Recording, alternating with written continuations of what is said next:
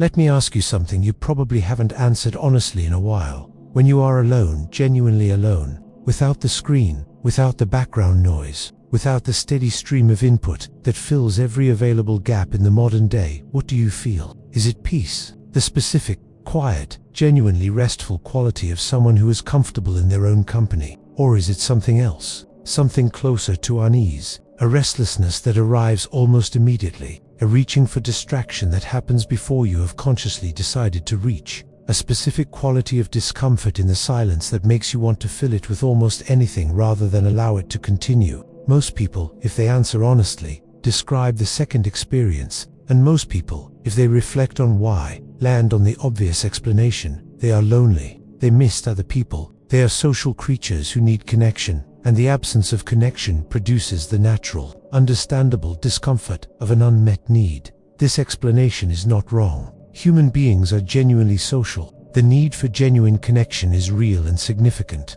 and deserves to be taken seriously. But Carl Jung, who spent decades sitting with people who were struggling with exactly this experience, would point toward something beneath the obvious explanation, something more uncomfortable and more important. The discomfort of solitude, in most cases, is not the discomfort of missing other people. It is the discomfort of approaching yourself when the distractions are removed and the silence arrives. What fills the silence is not absence. It is presence, the specific, insistent, unavoidable presence of your own inner life. The thoughts that have been moving too fast to notice, the feelings that have been submerged beneath the busyness of the filled day, the questions that have been deferred so consistently that they feel almost foreign. Whose voice is this? What is it asking? Why does it make me want to look away? This is what most people are actually running from when they run from solitude. Not loneliness, not the absence of others, but the presence of themselves, the specific, unmanaged, unperformed, unoptimized actual self that becomes audible when everything that was covering it has been temporarily removed. And here is what Jung would say about that running. Clearly, and without the gentleness that might make it easier to dismiss, the thing you are running from is the most important thing available to you. The encounter you are avoiding is the encounter that everything else depends on. The door you are closing every time you reach for the distraction is the only door that opens onto the life that is genuinely yours. Today, we are going to stop running, not forever, not all at once, not with the dramatic gesture of someone who has decided to transform immediately, but enough to actually look at what is there, to understand what the discomfort of solitude is actually made of, and what becomes available on the other side of the willingness to stay with it. 1. The flight from solitude. The machinery of modern life is extraordinarily well designed, whether by intention or by the natural evolution of commercial interest, to ensure that genuine solitude is never quite necessary. The phone in the pocket makes the gap between one distraction and the next essentially zero. The moment of waiting, which used to be an involuntary encounter with one's own thoughts, has been colonized by the scroll, the notification, the infinite stream of content that is always, without exception, more immediately engaging than whatever internal experience was beginning to surface.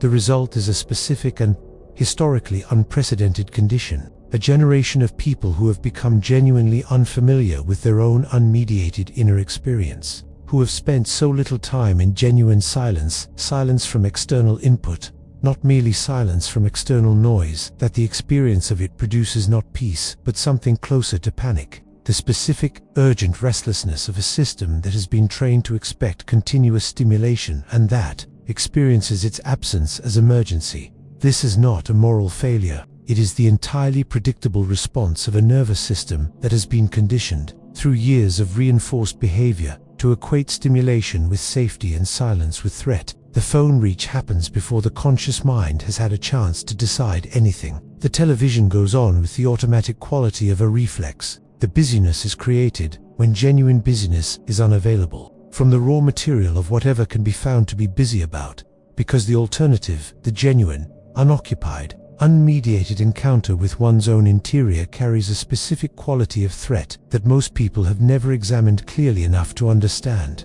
What is the threat? What is in the silence that is so consistently, so reliably, so urgently avoided? The honest answer, for most people, is this: everything that has been successfully avoided during the busy, stimulated, externally occupied hours, the thoughts that were moving too fast to finish, the feelings that were submerged before they could fully form, the memories that surfaced briefly and were quickly covered, the questions about the direction of the life, the quality of the relationships, the genuine state of the interior questions that have been deferred, not because they are unanswerable, but because the answers, genuinely received, might require something to change. The silence does not create these contents. They were always there, moving through the interior with whatever insistence the insulation of distraction allowed them. What the silence does is make them audible, and audibility, for contents that have been successfully managed below the threshold of attention, feels like threat even when it is actually the beginning of something valuable. Jung understood this avoidance pattern with characteristic precision. The person who cannot be alone is not primarily afraid of loneliness. They are afraid of what they will encounter when the loneliness strips away the protection of the performance, when there is no audience for the persona, no role to fulfill, no external demand to organize the attention, and what remains is simply the self, unmediated, asking to be met. 2. Jung's understanding of solitude. Carl Jung did not experience solitude the way most people in the contemporary world experience it. He sought it, deliberately, consistently, as a necessary dimension of the genuine, psychological work that his life was organized around. He built a stone tower, literally, with his own hands at Bollingen on Lake Zurich, a place where he could retreat from the demands of his professional and social life and encounter something that he found unavailable in the midst of continuous human engagement. Not relaxation, exactly, not recreation, but a quality of genuine interior encounter that he considered essential to the development of the authentic self. He called it the confrontation with the unconscious, and he understood it as among the most important and most consistently neglected work available to any human being who wished to live a genuinely examined, genuinely authentic, genuinely their own life. The unconscious, in Jung's framework, is not a metaphor, it is the actual, functioning, enormously influential territory of the mind below the threshold of conscious awareness. The patterns formed by experience, the beliefs installed before conscious evaluation was possible, the shadow, the accumulated contents of everything that has been judged unacceptable and pushed below the surface. The genuine self, the deeper, less socially constructed dimension of the psyche that operates beneath the persona's continuous performance. This territory does not become accessible in the midst of continuous external engagement. It requires the specific conditions of solitude of genuine, willingly entered, not fled, from aloneness to surface with sufficient clarity to be genuinely encountered. The contents of the unconscious, when the external environment is providing continuous stimulation, remain below the threshold. They influence behavior and perception and choice from their position below the surface, but they cannot be directly met, directly engaged with, directly understood and integrated, only in silence, only in the specific quality of genuine interior encounter that solitude provides. This is why Jung describes solitude, not as a deprivation but as a door that opens, when willingly entered, onto the interior life that continuous external engagement was always covering, that provides access to the genuine self, to the thoughts, feelings, memories, desires, fears, and genuine orientations that constitute the actual person beneath the performed one. The door does not open automatically. Entering solitude does not guarantee encounter with the genuine interior. The conditioned mind, left to its own devices, will reproduce the distraction patterns even in the absence of external stimulation, will generate its own noise to fill the silence, its own busyness to occupy the unoccupied time. Genuine interior encounter requires not only the absence of external distraction but the active, willing, patient orientation of attention toward the interior. But when that orientation is genuinely made, when the silence is entered and stayed in, when the discomfort of the initial encounter with one's own unmediated experience is met with curiosity rather than immediate flight, something becomes available that was genuinely unavailable before. The voice that was always speaking but could never be heard beneath the noise, the knowledge that was always present but could never surface through the distraction, the genuine self that was always there, waiting with the specific patience of something that knows it is real, even when it cannot be expressed for the conditions that would allow it to finally be met. 3. The power of returning to yourself. There is a specific quality of experience that becomes available in genuine solitude, not immediately, not without the initial passage through the discomfort of the unfamiliar that no amount of external engagement can produce. It is the experience of being genuinely present in your own life. Most people, most of the time, are not fully present in their own experience. They are managing it, running the continuous background process of monitoring how things appear, adjusting the presentation, ensuring that the impression being made is the appropriate one, or they are anticipating it half in the current moment and half in the rehearsal of the next one, the future conversation, the upcoming situation, or they are reviewing it, carrying the previous interaction into the current one, processing what was said and what should have been said and what might have been meant. All of these modes of engagement with experience have their functions, but none of them is the same as genuine presence, the specific quality of actually being here, in this moment, in this interior, with this experience, without the continuous management and anticipation and review that usually stands between the person and the direct encounter with what is actually happening. Solitude, genuine, willingly entered, honestly inhabited solitude is among the few conditions in which genuine presence becomes reliably accessible. Because when there is no performance to manage, and no impression to make, and no relationship to navigate,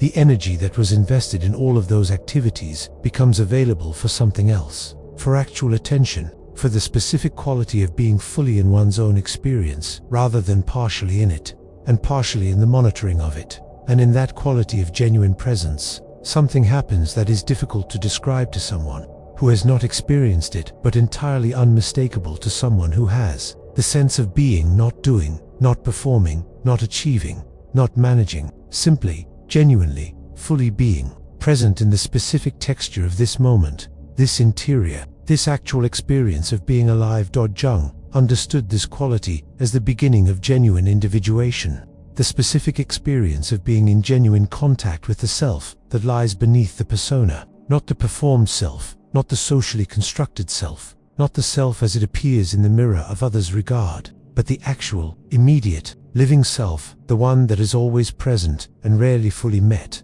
The person who has made genuine contact with this self carries something that the person who has not made contact cannot quite replicate, a quality of being genuinely at home in themselves, an ease in their own company that communicates to everyone around them, without any deliberate performance or effort, that they are not primarily organized around external validation, because they have found, in the interior encounter that solitude makes possible, a source of genuine sufficiency that does not depend on external conditions to sustain itself. And the specific paradox that Jung observed in person after person who had done genuine inner work: the person who is genuinely comfortable alone is never truly lonely, because loneliness, the genuine, painful experience of it, arises not from the absence of others, but from the absence of genuine contact with oneself. The person who has made that contact has company that is always present and always available. And from the specific fullness of that company, genuine human connection becomes possible in ways that it cannot be for someone who is perpetually reaching outward for what can only be found within.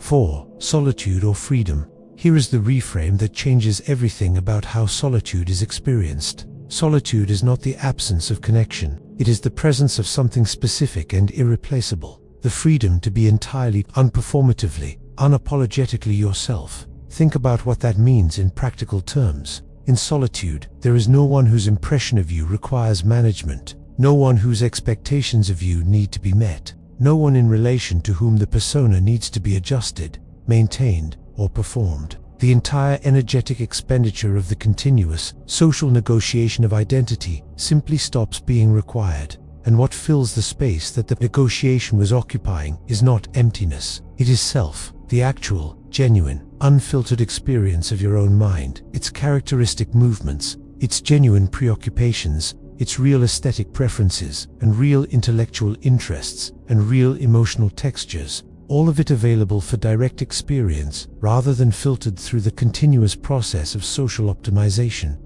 This is freedom, not the freedom from responsibility, or from genuine human connection, or from the legitimate demands of a life lived in relation to others, but the freedom of not being continuously defined by those demands, of having a territory, an interior territory, available in solitude where you are simply yourself, without the qualification and the performance and the management that social existence requires.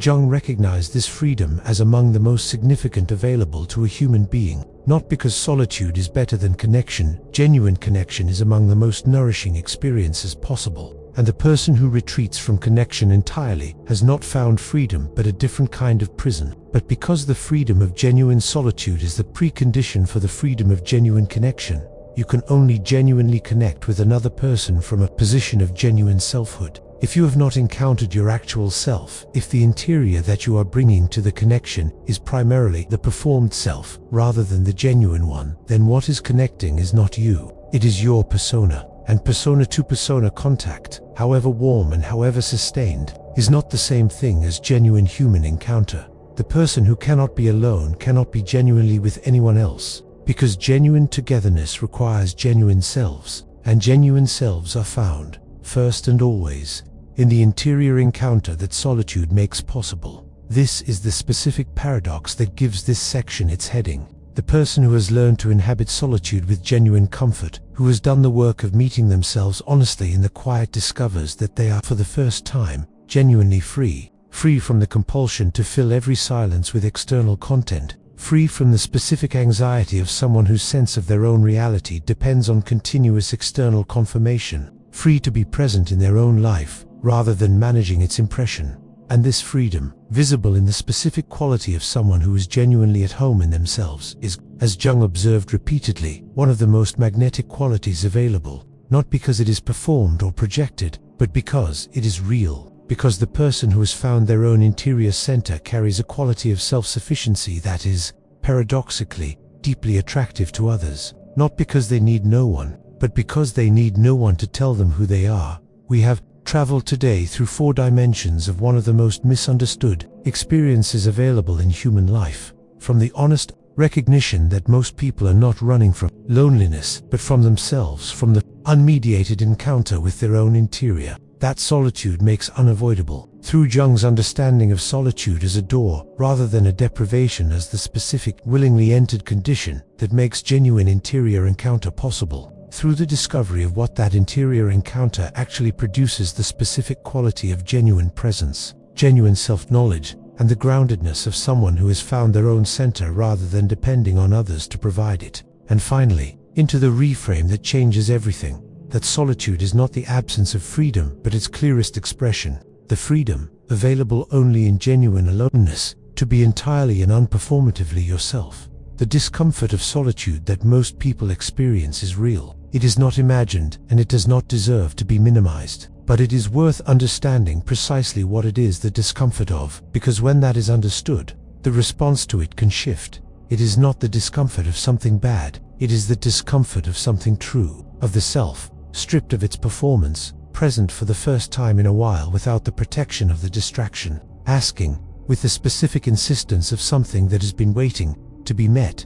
The meeting is not comfortable. At first, it involves the encounter with what has been avoided, thoughts, the feelings, the questions, the aspects of the genuine interior that the busyness was successfully keeping below the threshold of attention. It involves the specific effort of remaining present rather than fleeing, of choosing, again and again, to stay with the experience rather than reach for the nearest available exit. But it produces something that the flight from solitude never can: the specific, genuine, entirely personal experience of finally knowing who is here, of meeting, perhaps for the first time with genuine fullness, the person who has been inhabiting your life, and discovering that this person, however unfamiliar and however imperfect, is someone worth knowing, someone who has more to offer than the performance ever suggested, someone who is always waiting, with considerable patience, for the conditions that would allow them to be genuinely met. You are not lonely, you are unmet, and the meeting is available now. In the next quiet moment you allow rather than fill. In the next silence you inhabit rather than escape. If you are willing to stop running long enough to discover what you have been running from, it is not a threat. It is a door, and the person on the other side of it has been waiting to meet you for a very long time. You were never alone. You were simply waiting to meet yourself. That meeting is available now. Step into the silence. What is waiting there is not emptiness. It is you.